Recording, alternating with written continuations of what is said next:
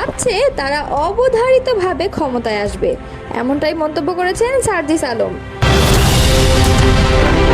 গুম হওয়া পরিবারের জন্য সুশীলদের সহানুভূতি শুনলাম না, মন্তব্য করেছে ফুয়াদ। দুইবারের বেশি প্রধানমন্ত্রী না হওয়ার প্রস্তাব তারেক রহমানকে কেন্দ্র করেই। আইন শৃঙ্খলা বাহিনীর হেফাজতে নির্যাতন মৃত্যু বন্ধ করতে হবে। এতক্ষণ শুনছিলেন সংবাদ শিরোনাম, এবারে বিস্তারিত। প্রধানমন্ত্রীর মেয়াদ নির্ধারণ ও এনসিসি প্রশ্নে বিএনপির অবস্থানকে দলীয় স্বার্থকে দেশের স্বার্থের উপরে প্রাধান্য দেওয়ার উদাহরণ হিসেবে উল্লেখ করেছেন জাতীয় নাগরিক পার্টির উত্তরাঞ্চলের মুখ্য সংগঠক সার্জিস আলম। বুধবার নিজের ভেরিফাইড ফেসবুক পেজে দেওয়া এক বিশ্লেষণধর্মী পোস্টে তিনি বলেন, বিএনপি স্থায়ী কমিটির সদস্য সালাউদ্দিন আহমেদের বক্তব্য অনুযায়ী দলটি প্রধানমন্ত্রীর সর্বোচ্চ 10 বছরের মেয়াদে একমত। তবে শর্ত থাকে যদি এনসিসির মতো কাউন্সিল গঠনের মাধ্যমে নির্বাহী ক্ষমতা খর্ব করা না হয়, অর্থাৎ তারা মেয়াদ নির্ধারণকে শর্ত সাপেক্ষে মেনে নিতে প্রস্তুত। তিনি বলেন, এনসিসি একটি প্রয়োজনীয় কাঠামো যার মাধ্যমে নির্বাচন কমিশন, পিএসসি, দুদক সহ বিভিন্ন সাংবিধানিক প্রতিষ্ঠানের নিয়োগ প্রক্রিয়া অংশগ্রহণমূলক ও ভারসাম্যপূর্ণ করা সম্ভব। এতে দলীয় অনুগতদের দিয়ে রাষ্ট্র পরিচালনার প্রবণতা কমবে এবং যোগ্যতা ও গ্রহণযোগ্যতার ভিত্তিতে নিয়োগ নিশ্চিত হবে।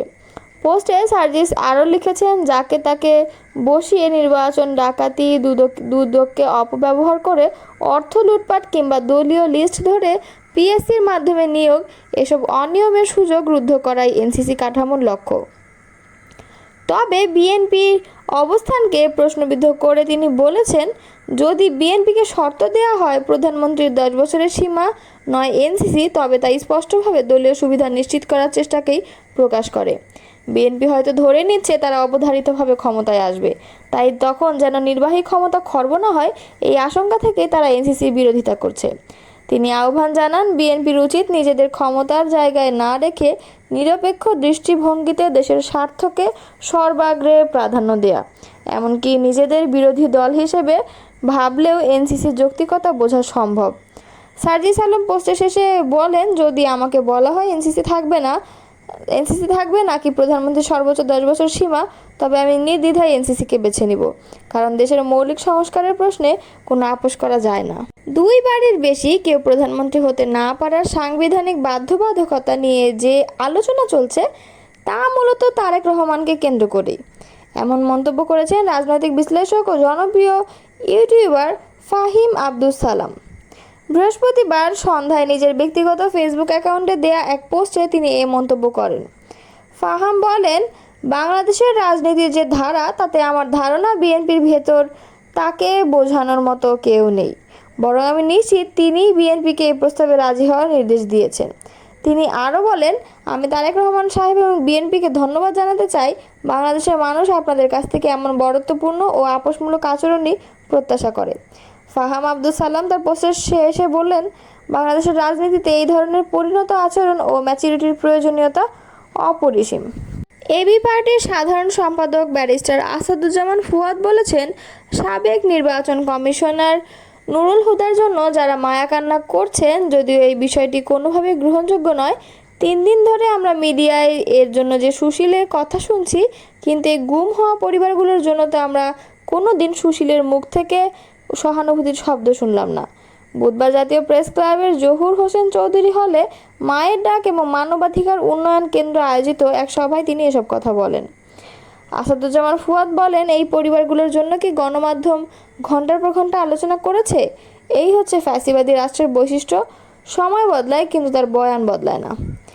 এমন এক পরিবেশ তৈরি করে দেয় যেখানে নুরুল হুদার গলায় জুতার মালা পরানো বেশি গুরুত্বপূর্ণ হয়ে যায় হাজার হাজার হারিয়ে যাওয়া মানুষের গল্পের চেয়ে। বিএনপির ভারপ্রাপ্ত চেয়ারম্যানের উপদেষ্টা মাহাদি আমিন বলেন, এটা অত্যন্ত দুঃখজনক যে 10 মাস পার হয়ে গেলেও এখনও আমরা নিশ্চিতভাবে জানি না কতজন মানুষ গণতন্ত্র প্রতিষ্ঠার সংগ্রামে শহীদ হয়েছেন বা কতজন গুম হয়েছেন। এই তালিকাটি নির্মোহভাবে তৈরি করা জরুরি ছিল এবং রাষ্ট্রের উচিত ছিল প্রত্যেক পরিবারের পাশে দাঁড়ানো। তিনি আরও বলেন, আমরা আশা করি যদি এই অন্তর্বর্তী সরকার সেটা নাও করতে পারে, ভবিষ্যতে ইনশাআল্লাহ বিএনপি রাষ্ট্র পরিচালনার দায়িত্বে আসলে সেটা নিশ্চিতভাবে করবে। এটা আমাদের প্রতিশ্রুতি। প্রত্যেক শহীদ ও গুম হওয়া পরিবারের পাশে আমরা থাকব, তদন্ত করব, আর ভবিষ্যতে বাংলাদেশ যেন কখনো আয়নাঘর না হয় সেই নিশ্চয়তা দেব। 28 জুন দলের সম্মেলনকে কেন্দ্র করে গোলাম মোহাম্মদ কাদেরের নেতৃত্বে জাতীয় পার্টিতে যে দুটি গ্রুপ তৈরি হয়েছিল, তার মধ্যে ব্যারিস্টার আনিসুল ইসলাম মাহমুদ ও কো-চেয়ারম্যান ABM রুহুল আমিন হাওলাদার নেতৃত্বাধীন বিদ্রোহী গ্রুপটি ওই দিনের সম্মেলন করার সিদ্ধান্ত থেকে সরে এসেছে। সম্মেলন করার সিদ্ধান্ত থেকে সরে আসার বিষয়ে জানতে একাধিকবার ফোন করেও আনিসুল ইসলাম মাহমুদের বক্তব্য নেওয়া সম্ভব হয়নি, যদিও গতকাল বিকেলে তিনি ঢাকা পোস্টকে বলেছেন 28 তারিখ কাকরাইল কেন্দ্রীয় কার্যালয়ের সামনেই তাদের সম্মেলন হবে। আইন শৃঙ্খলা বাহিনীর হেফাজতে নির্যাতন ও মৃত্যু বন্ধ করতে হবে বলে দাবি করেছেন বাংলাদেশ জাতীয়তাবাদী দলের মহাসচিব মির্জা ফখরুল ইসলাম আলমগীর। বুধবার আন্তর্জাতিক নির্যাতন বিরোধী উপদেশ দিবস উপলক্ষে গণমাধ্যমে পাঠানো এক বিবৃতিতে কথা বলেন তিনি। বিবৃতিতে মির্জা ফখরুল বলেন, জাতিসংঘ ঘোষিত নির্যাতনের শিকারদের সমর্থনে আন্তর্জাতিক দিবসটি পালিত হয় 26 জুন। এই দিবসটি নির্যাতনের শিকার ব্যক্তিদের সমর্থনে এবং নির্যাতনের বিরুদ্ধে জনসচেতনতা বৃদ্ধির জন্য পালিত হয়। আমি এই আন্তর্জাতিক দিবসে বাংলাদেশ সহ সারা বিশ্বের নিপীড়িত, নির্যাতিত, মজলুম ব্যক্তি, জাতি, গোষ্ঠী, বর্ণ ও ভাষাগত সম্প্রদায়ের প্রতি জানাই গভীর সমবেদনা ও সহমর্মিতা। বিশ্বজুড়ে রক্তপিপাসু স্বৈরশাসকরা বিশ্ব শান্তি, নিরাপত্তা, গণতন্ত্র, মানব মুক্তি ও প্রগতির আদর্শকে ভয়ানক নিষ্ঠুরতায় ভুলণ্ঠিত করেছে উল্লেখ করে বিএনপির মহাসচিব বলেন, আজও দুনিয়ার বিভিন্ন অঞ্চলে ভাষা, বর্ণ ও সম্প্রদায় নিয়ে চলছে হিংসা ও সংঘাত। বেআইনি ক্ষমতাবানরা অনৈতিক আধিপত্য বিস্তারের জন্য সমাজে রক্তারক্তি ও হানাহানি সৃষ্টি করছে। রাষ্ট্রের অমানবিক প্রতিহিংসার মানুষ হয়ে নানাভাবে দমন পীড়নের মুখোমুখি হচ্ছে। বিশ্বযান্ত্রিক সভ্যতা এগিয়ে গেলেও মানবিক সভ্যতা বেশি দূর এগোতে পারেনি। মির্জা ফখরুল বলেন, গত বছর জুলাই আগস্টের গণঅভ্যুত্থানে তৎকালীন ফ্যাসিস্ট সরকার বিভৎস দমন নীতির কারণে অসংখ্য প্রাণ ঝরে গেছে এবং হাজার হাজার ছাত্র জনতা পঙ্গুত্ব বরণ করেছে। বিগত নিষ্ঠুর ও কর্তৃত্ববাদী আওয়ামী সরকারের উৎপীড়নের বিকট রূপ দেখে সারা বিশ্ব হতভম্ব হয়েছে। এছাড়া 16 বছর ধরে তাদের রাষ্ট্রীয় সন্ত্রাসের কারণে গুম, কথিত বন্দুকযুদ্ধে হত্যা, শারীরিক নির্যাতনে মৃত্যুর শিকার হয়েছে অসংখ্য মানুষ। জনগণের কাছে ফ্যাসিস্ট সরকারের কোনো জবাবদিহিতা ছিল না।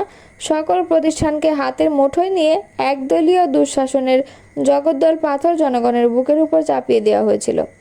গণমাধ্যমকে হুমকি, ভয় ও নির্যাতন চালিয়ে মত প্রকাশের স্বাধীনতাকে নির্মমভাবে মাটিচাপা দেওয়া হয়েছিল।